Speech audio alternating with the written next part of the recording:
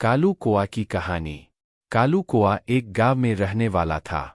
वह एक बहुत ही गरीब परिवार से था और उसका जीवन अत्यंत कठिनाइयों से भरा हुआ था।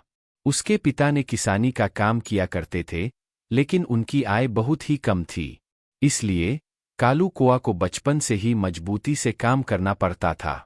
वह अपने पिता के साथ जमीन खोदने और खेत में काम करने में मदद करता था, लेकिन उसकी मनमानी थी कि वह स्कूल नहीं जा सकता था और इससे उसका शिक्षा को अधूरा रह गया।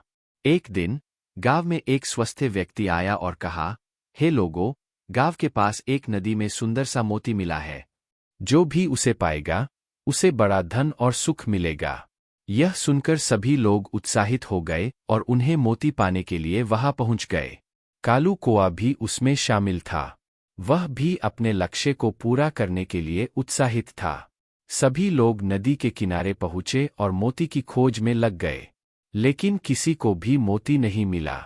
धीरे धीरे लोग निराश होने लगे और वहां से चले गए।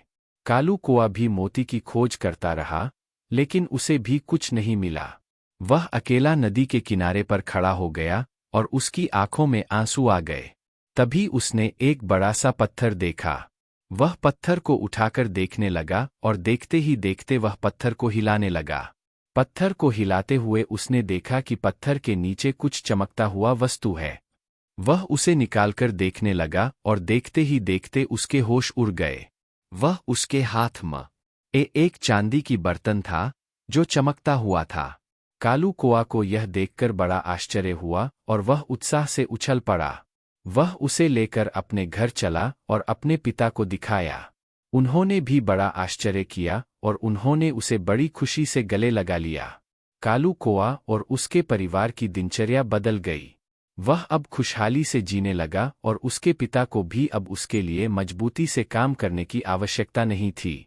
इस कहानी से हमें यह सीखने को मिलता है कि मेहनत और संघर्ष से ही हम अपने लक्ष्यों को प्राप्त कर सकते हैं। जीवन में हर कठिनाई का सामना करना हमें मजबूत बनाता है और हमें सफलता की ओर आगे बढ़ाता है।